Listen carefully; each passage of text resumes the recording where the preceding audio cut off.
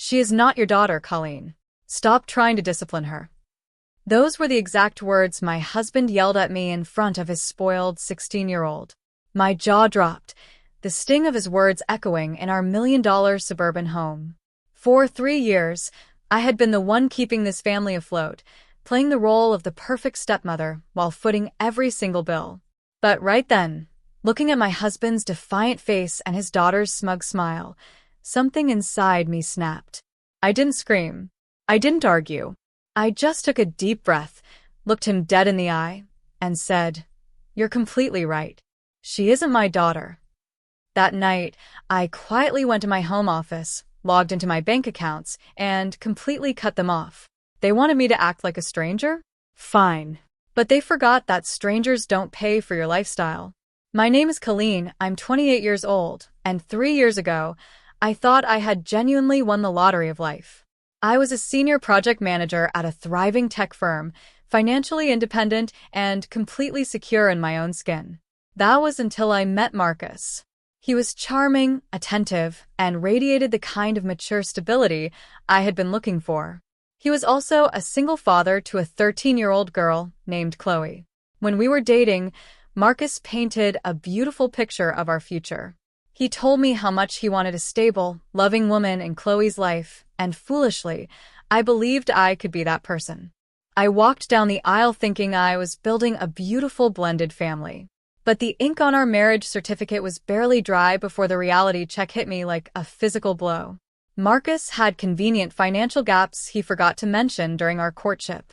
His consulting business was struggling, and the massive mortgage on his suburban home was eating him alive.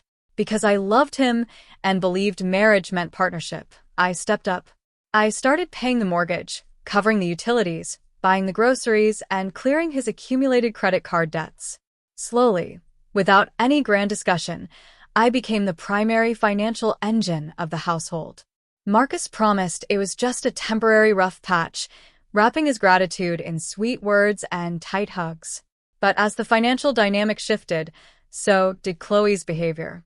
The sweet girl I had met during awkward dinner dates vanished.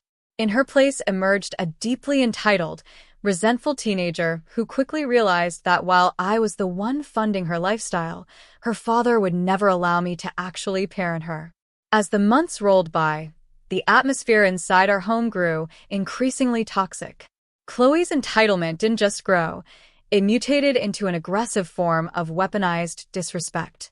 Because I was paying for everything, I naturally expected a basic level of courtesy. I wasn't asking for manual labor, just simple things like clearing her dishes, keeping her room reasonably clean, and speaking to me with basic human decency. Instead, I became a ghost in my own house, or worse, an ATM that happened to cook dinner. If I asked her to turn down her music so I could focus on a late-night work call, she would stare right through me, turn the volume up, and walk away. When I tried to set boundaries, Chloe quickly learned she had a foolproof shield, her father. Every time I brought up her behavior, Marcus would instantly become defensive. "She's just going through a hard phase, Colleen," he would tell me, his voice laced with an exhausting mix of exhaustion and irritation. "You don't know what it's like to raise a teenager. You're being way too strict." He began gaslighting me into believing I was the problem, suggesting that my lack of biological children made me cold or unsympathetic to a young girl's emotional needs. Meanwhile, Chloe reveled in her immunity. She started demanding high-end designer clothes, expensive skincare routines, and weekly salon visits. When I suggested a budget, she went straight to Marcus, who would then guilt-trip me into opening my wallet, claiming we couldn't make Chloe feel like a second-class citizen in her own home. I was footing the bill for a lifestyle that was actively eroding my peace of mind, trapped in a cycle where my hard-earned money bought nothing but my own humiliation. The final breaking point arrived on a Tuesday evening, fueled by an act of disrespect I simply couldn't ignore. I came home after a grueling 12-hour day at the office to find the kitchen completely trashed. Smoothie stains coated the marble countertops, dirty dishes were piled high in the sink, and a brand-new, expensive silk blouse I had bought the previous week was crumpled on the floor, covered in grease stains. Chloe had taken it from my closet without asking to use as a makeshift rag while baking with her friends. When I found her lounging on the couch, scrolling through her phone, I snapped. "Chloe, we need to talk about this right now," I said, my voice shaking but firm. "You cannot steal my clothes, destroy them, and leave the house a disaster." Chloe didn't even look up from her screen. She just let out a loud, theatrical sigh. "It's just a shirt, Colleen. Get over it. My dad will just buy you another one anyway." The absolute arrogance left me speechless. Her dad hadn't bought a single thing in this house for over 2 years. Before I could respond, Marcus walked through the front door. Chloe instantly forced a few tears, running to him and crying about how I was screaming at her and making her feel unsafe in her own home. Marcus didn't ask for my side of the story. He didn't look at the ruined blouse or the chaotic kitchen. He just turned to me, his face twisted in deep anger, and delivered the ultimate insult in front of his smug daughter. "She is not your daughter, Colleen. Stop trying to discipline her, and stay out of her business." The words hung heavily in the air, shattering the last remaining illusion of our family. The silence that followed his outburst was absolute. I looked at Marcus, then at Chloe, whose tearful act had instantly vanished, replaced by a triumphant grin. In their minds, they had won a definitive victory. They truly believed they had successfully put the outsider back in her place. I didn't cry. I didn't scream. Instead, a profound, icy clarity washed over me. "You are completely right," I said quietly, looking Marcus dead in the eye. "She isn't my daughter." I walked upstairs to my home office, locked the door, and sat down at my computer. If I was just a stranger who had no right to voice an opinion in this house, then it was time to start acting like a stranger. And strangers don't fund other people's lives. My silent retaliation began with a few deliberate clicks of a mouse. I logged into my primary banking portal and opened the shared account Marcus used. I immediately transferred my remaining balance to a private, secure account he couldn't touch. Next, I took out my wallet and began canceling the supplementary credit cards I had generously issued to both of them. Chloe's card, which she used for her daily coffee runs and shopping sprees, was deactivated within minutes. Then came the bigger expenses. I called the private tutoring agency and canceled the expensive SAT prep classes I had been financing for Chloe.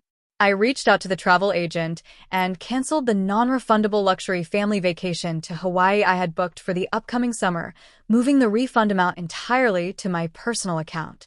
Finally, I canceled the automatic payment drafts for the high-speed internet, the streaming services, and the weekly cleaning crew.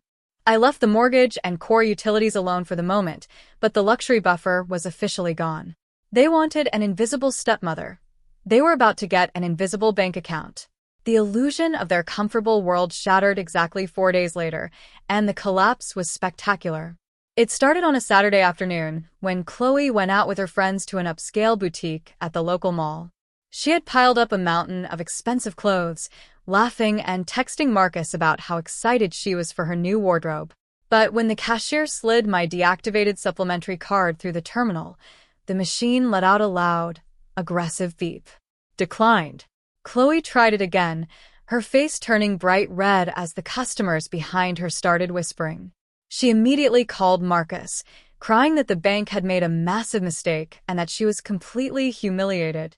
Marcus, assuming it was a temporary glitch, rushed down to the mall and proudly handed over his own credit card, the one I had stopped paying off the week before. It was declined instantly. He was forced to awkwardly walk out of the store with his sobbing daughter, empty-handed and deeply embarrassed. But the real panic didn't set in until they returned home and Marcus finally looked at the mail. Sitting on the kitchen island were past due notices for the massive mortgage and the electricity bills. Because I had quietly unlinked my private bank account from the automated billing system, the charges had bounced right back onto his empty account.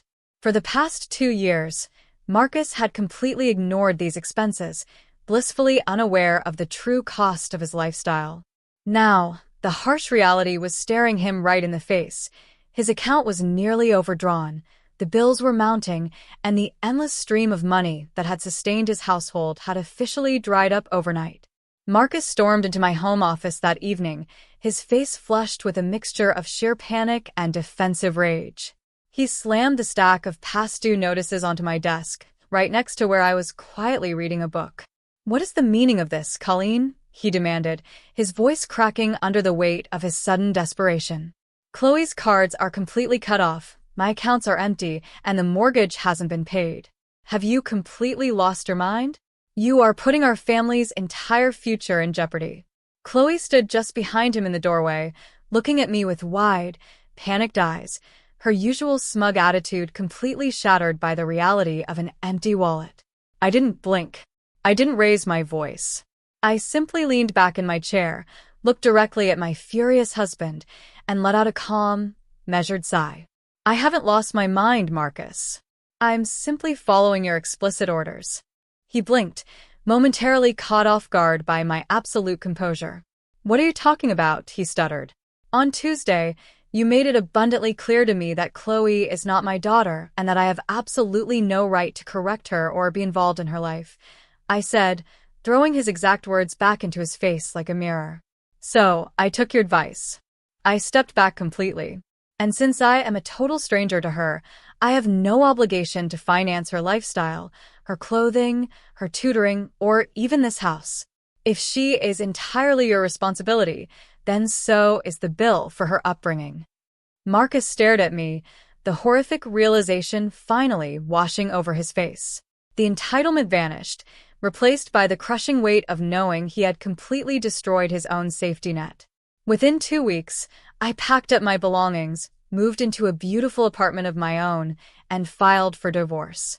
Without the heavy burden of financing Marcus's debts and Chloe's endless demands, my savings grew rapidly, and the constant stress that had weighed me down for years completely vanished. I heard through mutual friends that Marcus had to sell the suburban house at a massive loss and move into a cramped 2-bedroom rental, while Chloe had to exchange her designer shopping sprees for a part-time job just to cover her basic expenses.